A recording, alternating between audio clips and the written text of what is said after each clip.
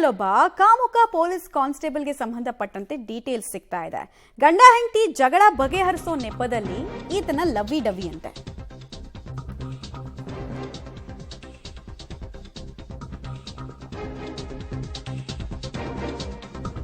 ವಿವಾಹಿತ ಮಹಿಳೆಯನ್ನ ಪುಸ್ಲಾಯಿಸಿ constable ಪ್ರೇಮಾಂಕುರದಲ್ಲಿದ್ದಾನಂತೆ.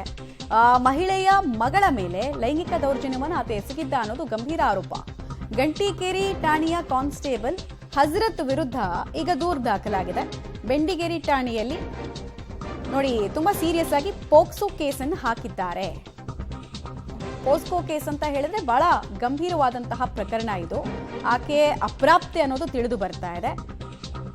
ಈತಂದ ಕತೆ ಏನ್ ಕತೆ ಅನ್ನೋದ್ರ ಬಗ್ಗೆ ಇನ್ನಷ್ಟು ಮಾಹಿತಿ ನಮಗೆ ಸಿಗಬೇಕಾಗಿದೆ. ಒಟ್ಟಿನಲ್ಲಿ ಜಗಳ ಬಿಡಿಸೋ ನೆಪದಲ್ಲಿ ಇಲ್ಲೀಗಲ್ ಆಗಿ ರಿಲೇಶನ್ಶಿಪ್ಗೆ ಹೋಗಿದ್ದು ಅಲ್ಲದೆ ಆಕೆಯ ಮಗಳ ಜೊತೆಗೂ ಕೂಡ ಕೆಟ್ಟದಾಗಿ ನಡೆದುಕೊಂಡಿದ್ದಾನೆ, ಲೈಂಗಿಕ ದೌರ್ಜನ್ಯವನ್ನು ಎಸಗಿದ್ದಾನೆ ಅನ್ನೋದು ಈಗ ನೊಂದ ಸಂತ್ರಸ್ತ ಕುಟುಂಬದ ಆರೋಪ ಆಗ್ತಾ ಇದೆ. ಪ್ರಕರಣ ದಾಖಲಿಸಿಕೊಂಡಿರುವಂತಹ ಪೊಲೀಸರು ತನಿಖೆಗೆ ಇಳಿದಿದ್ದಾರೆ. ಬಟ್ ಪೊಲೀಸರ ಮೇಲೆ ಇಂಥ ಆರೋಪಗಳು ಕೇಳಿಬರುವಂತಹ ವಿಚಾರ ಇದೆಯಲ್ಲ, ಪೊಲೀಸರ ಕ್ರೆಡಿಬಿಲಿಟಿಗೆ ಪದೇ ಪದೇ ಇಲ್ಲಿ ಪ್ರಶ್ನೆ ಮೂಡೋ ರೀತಿ ಆಗ್ಬಿಡುತ್ತೆ. ಈಗ ಗಂಟಿಗೇರಿ ಪೊಲೀಸ್ ಠಾಣೆಯಲ್ಲಿ ಕೆಲಸ ಮಾಡುವಂಥ ಒಬ್ಬ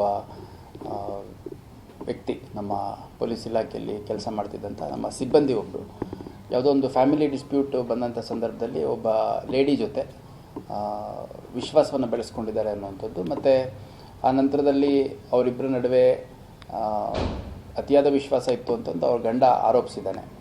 ಅದ್ರ ಜೊತೆಗೆ ಆ ಲೇಡಿ ಮಗು ಏನೋ ಸುಮಾರು 6 ವರ್ಷದ ಮಗು ಇತ್ತು, ಆ ಮಗು ಜೊತೆ ಅನುಚಿತವಾಗಿ ವರ್ತನೆ ಮಾಡಿದ್ದಾನೆ ಅನ್ನುವಂಥ ಕೆಲವು ವಿಷಯಗಳನ್ನು ಗಂಡ ಕಂಪ್ಲೇಂಟ್ ಕೊಟ್ಟ ಹಿನ್ನೆಲೆಯಲ್ಲಿ ಒಂದು ಪೋಕ್ಸೋ ಪ್ರಕರಣವನ್ನು ದಾಖಲು ಮಾಡ್ಕೊಂಡಿದ್ದೇವೆ. ಮತ್ತು ಆ ಸಿಬ್ಬಂದಿ ಯಾರಿದ್ದ ಆ ಸಿಬ್ಬಂದಿಗೆ ವರದಿಯನ್ನು ತರಿಸ್ಕೊಂಡು ಅಮಾನತು ಮಾಡುವಂಥ ಕೆಲಸ ಮಾಡಿದ್ದೀವಿ. ವರದಿಯಲ್ಲಿ ನಮ್ಮ ಅಧಿಕಾರಿಗಳು ಠಾಣೆಗೆ ಬಂದಂಥ ಮಹಿಳೆ ಏನಿದೆ ಅವ್ರದ್ದು ಗಂಡ ಹೆಂಡತಿ ಸಂಬಂಧದಲ್ಲಿ ವ್ಯತ್ಯಾಸಗಳಿದ್ದರೆ ಅದನ್ನು ಕೌನ್ಸಿಲಿಂಗ್ ಮಾಡೋದ್ರ ಮುಖಾಂತರ ಅಲ್ಲಿಗೆ ನಿಲ್ಲಿಸಬೇಕೇ ಹೊರತು ಅವ್ರ ಜೊತೆ ಮತ್ತೆ ಯಾವುದೇ ರೀತಿಯ ವಿಶ್ವಾಸವನ್ನು ಒಡನಾಟವನ್ನು ಇನ್ನೊಬ್ಬರು ಸಂಸಾರದಲ್ಲಿ ವ್ಯತ್ಯಾಸಗಳಾಗುವಷ್ಟು ಇಟ್ಕೋಬಾರ್ದು.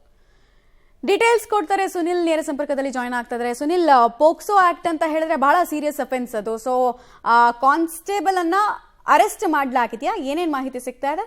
ಮಮತಾ, ನಿಜಕ್ಕೂ ಕೂಡ ರಕ್ಷಣೆ ಕೊಡಬೇಕಾದವರೇ ಇಂತಹ ಕೆಲಸಗಳನ್ನು ಮಾಡ್ತಾ ಹೋದರೆ ಜನರಲ್ಲಿ ಯಾವ ನಂಬಿಕೆ ಉಳಿಯುತ್ತೆ ಅನ್ನೋದು ಈಗ ಪ್ರಶ್ನೆ ಆಗಿರುವಂಥದ್ದು.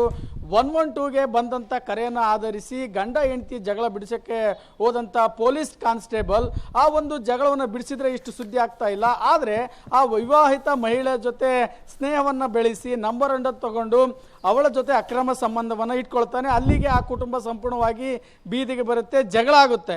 ಸೊ ಆ ಒಂದು ವಿವಾಹಿತೆ 6 ವರ್ಷದ ಮಗಳನ್ನು ಬಿಟ್ಟು, ತಂದೆಯ ಬಳಿ ಬಿಟ್ಟು ಪೊಲೀಸ್ ಕಾನ್ಸ್ಟೇಬಲ್ ಅನ್ನು ನಂಬಿಕೊಂಡು ಹೋಗಿರ್ತಾಳೆ.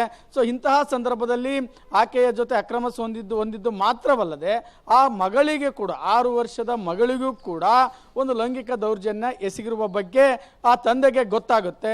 ಹೀಗಾಗಿ ತಂದೆ ಮಗಳನ್ನು ಕರೆದುಕೊಂಡು ಬಂದು ಸ್ವತಃ ಪೊಲೀಸ್ ಠಾಣೆಯ ಒಂದು ಕಾನ್ಸ್ಟೇಬಲ್ ಮೇಲೆ ಈಗ ಪ್ರಕರಣ ದಾಖಲಿರುವಂಥದ್ದು.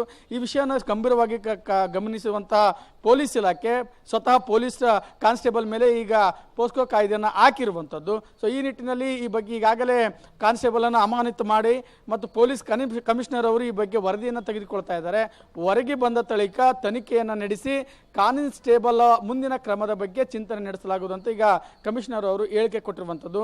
ಒಟ್ಟಿನಲ್ಲಿ 112 ಒಂದು ಜನರಿಗೆ ಹಿತವಾಗಲಿ, ಜನರಿಗೆ ಬೇಗ ನ್ಯಾಯ ಸಿಗಲಿ ಮತ್ತು ಸಣ್ಣ ಪುಟ್ಟ ಸಮಸ್ಯೆಗಳು ಬಗಿಲಿ ಅಂತ ಪೊಲೀಸ್ ಇಲಾಖೆ ಈ ರೀತಿ ಮಾಡಿದರೆ ಆ ಸಿಬ್ಬಂದಿಗಳೇ ಈ ರೀತಿಯಾಗಿ ಕಾನೂನನ್ನು ದುರ್ಬಳಕೆ ಮಾಡಿಕೊಂಡಿರುವಂಥದ್ದು ನಿಜಕ್ಕೂ ಕೂಡ ಒಂದು ರೀತಿಯ ಪೊಲೀಸ್ ಇಲಾಖೆಯ ಮೇಲಿನ ವಿಶ್ವಾಸವನ್ನು ಜನರಲ್ಲಿ ಕುಸಿತಾ ಇರುವಂತೆ ಮಾಡಿರುವಂಥದ್ದು. ಮಮತಾ, ಆಲ್ ರೈಟ್, ಧನ್ಯವಾದ ತಮ್ಮೆಲ್ಲ ಮಾಹಿತಿಗಾಗಿ ಸುನಿಲ್.